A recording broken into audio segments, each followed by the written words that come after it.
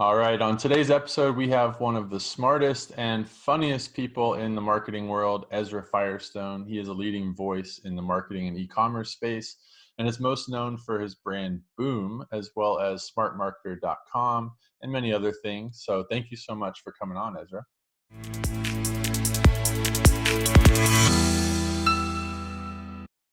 Yeah, man. Happy to be here. One of the funniest looking for sure. I do try to add a little bit of humor to what I do. Thank you so much, man. I love talking to other business owners, Amazon FBA business owners and e-commerce sellers and, people who are playing this same game at this time. It's an interesting time to be a merchant and particularly an online merchant. It's a lot of fun to talk to other folks who are doing it. Absolutely. So wanted to just ask real quick if you can give a quick background on how you grew up. I know you had a bit of a unique upbringing, and how did that impact the path you ended up taking for your career? Yeah, I think I've been trying to figure out how to describe this, and I think a good kind of way to describe it is I grew up in an alternative lifestyle experiment, which was an intentional community, which, a lot of people grow up in places like that and it doesn't work out well for them. And I grew up in a place where it really did work out well for me. And this particular community was really focused on how to win at relationships, marriage counseling and communication and all kinds of stuff that aids people. They would help people succeed at their relationships. And so I kind of grew up with this foundational education of interpersonal relationships and human relationships. And that is one thing. If I just were to bring it all back, like what's the one thing I feel like really that I got from my upbringing that was very non-traditional in so many ways. I mean, it was a hippie commune, man. It was wild, but and it was great. But it's that I now have 100 team members. I started with nothing, 103 people on my team. I, started like every entrepreneur. First, I was playing poker for a living, and then I was working a full-time job, building my internet business at night, moonlighting it. And I have every side hustle under the sun. I had to work for every single thing I have. I started with no money. I started from the bottom. Now I'm here. You know what I mean? So I really understand every level of business, from solopreneur doing everything myself to making no money and struggling really hard for years trying to make it work, through to every kind of stage that you hit that I could run through if you want, up to now being 25 million, 30 million a year in revenue for the last 4 years. So I've done about over $100 million in the last 4 years. 100 team members, infrastructure, multiple corporations. Like I really have traveled this journey over the last 13, 14 years, and also got lucky enough to stumble across blogging when it first started, 2005, 6, 7, and began documenting my experience in the e-commerce space. And by virtue of being one of the first people to do it, I got real popular. And that has been really a fun and fulfilling and really amazing path and that I've been able to walk, journey I've been able to travel, because it's allowed me to, meet and engage with and learn from and share with people like you in our industry. And so I've had this sort of interesting journey where, like, always from the jump, first and foremost, I'm a merchant. My dad was a merchant. I grew up selling things at the flea market to try to make money, building our shop, getting the corner spot because that had the most traffic, out there testing crayons versus marker. His dad was a merchant. His dad had, shops on Orchard Street in New York City, and his dad was a merchant. His dad took stuff. So my great grandfather now, got pelts of cotton and wool and took them in a horse covered wagon from Kolomaya, Ukraine to Vienna, Austria, and sold them. I mean, like, I've been in the merchant game for generations, and my family has, and I am the luckiest of all because I am the only generation so far of Firestone merchants who is not limited by geography. Yeah. My dad and I, flea market. My great grandfather, the Orchard Street traffic of when the Jews were selling schmatas on Orchard Street. My great grandfather, horse carried wagon, whoever he could find on the side of the road, and markets in Vienna. Me, everybody in the world, man. I'm doing the same thing. I'm building the same shop I built at the flea market, except for I'm building it on the web, and I'm doing the same hustle of getting people's attention And instead of running out there and trying to grab them and pull them into the shop, I'm running ads. But it's like, it is the same thing. It is just not limited by geography. Yeah, that's a really interesting take. It makes a lot of sense. So let's fast forward. So let's talk about Boom, a cosmetics company that's doing incredibly well. And I just wanted to ask, like, obviously, it's selling a lot of makeup products, cosmetics. You're a man, nothing wrong with that, but it's probably not as natural to like connect with the customers. And I can relate. My first company was selling baby products and puppy products. I didn't have a dog or a baby. And so I didn't know how to connect at all with the customers. I struggled with that. So how would you communicate to sellers that are in that situation where it's, not Well, necessarily they're the face of it? you do your best to understand the experience of the people you're selling to.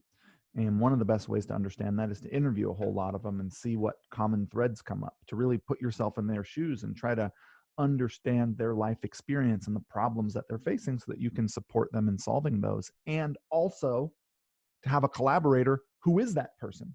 Uh, this is Cindy Joseph. She and I started Boom together. She passed away last year, sadly.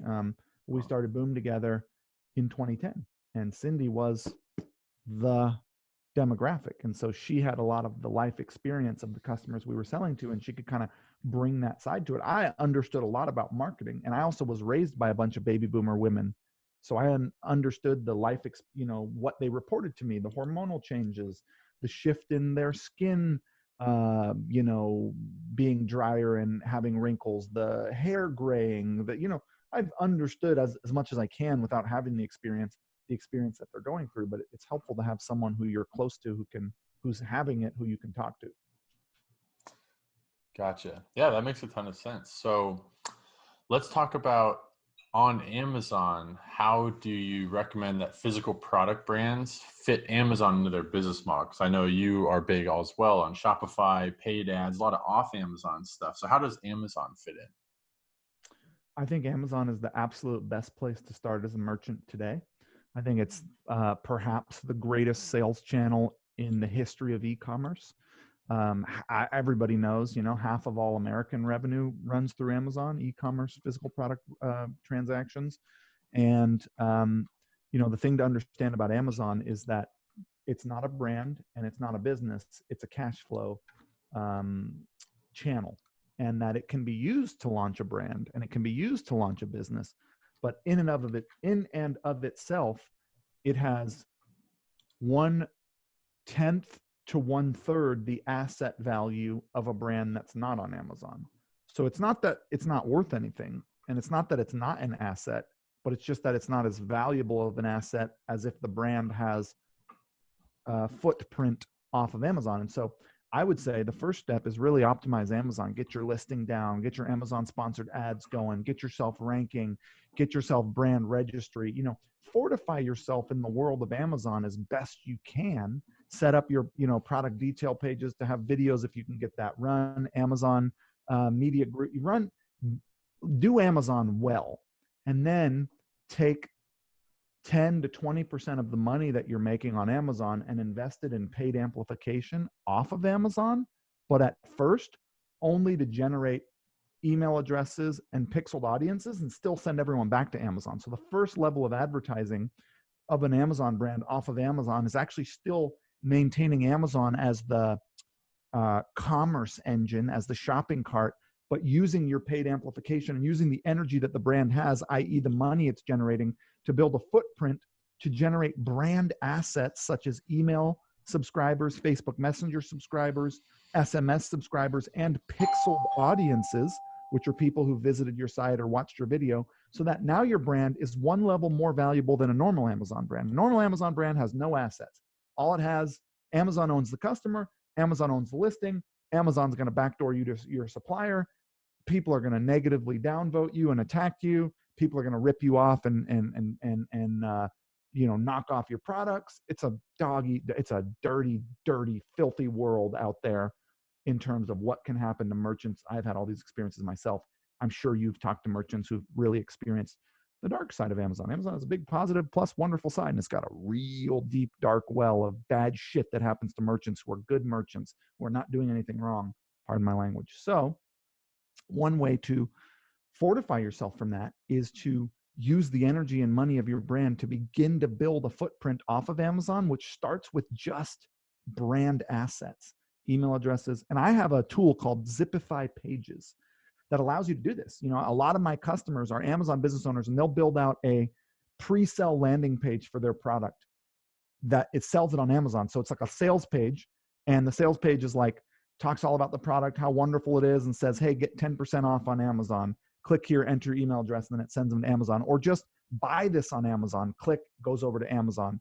And they drive traffic from Facebook, they pixel that person, they collect that person's email address, and then they send them to Amazon to buy. And now they have a bit of a footprint that is beyond Amazon. And then eventually, as time goes on, you work towards starting to capture sales on your own website, like a Shopify site. But you don't start there. You start going deep into Amazon, getting that as best you can get going, then building brand assets off Amazon, using Amazon as the commerce engine still, and then build your own site. Yeah, I think that's a great way to describe it. So a lot of people just kind of overwhelmed, like, well, I got to send it all to Shopify, figure out how to convert. But that's a great way to start, is with Amazon, get that dialed, and then switch over. Yeah, in the South, and I don't like this analogy, but they say, starve your ponies and feed your stallions. Amazon's your stallion, and you got to feed it. And if you have Amazon working and it's generating cash, and you're like, oh no, Amazon's volatile, I better go put all my energy into building something off Amazon. Well, it's like, yeah, you should put some energy on that, but Amazon's what's paying your bills. And if you can feed that and get it to keep going, keep 80% of your energy there. Don't get new shiny object syndrome and try to run off and do a whole bunch of stuff you don't understand.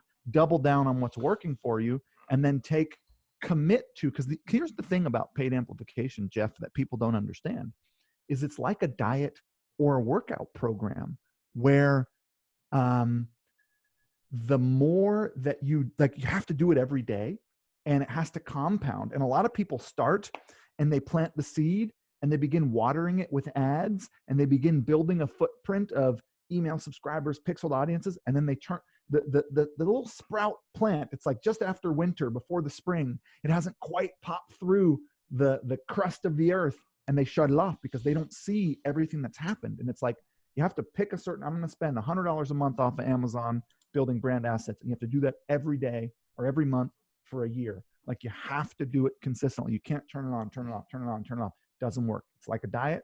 It's like a workout program. It's like growing a plant.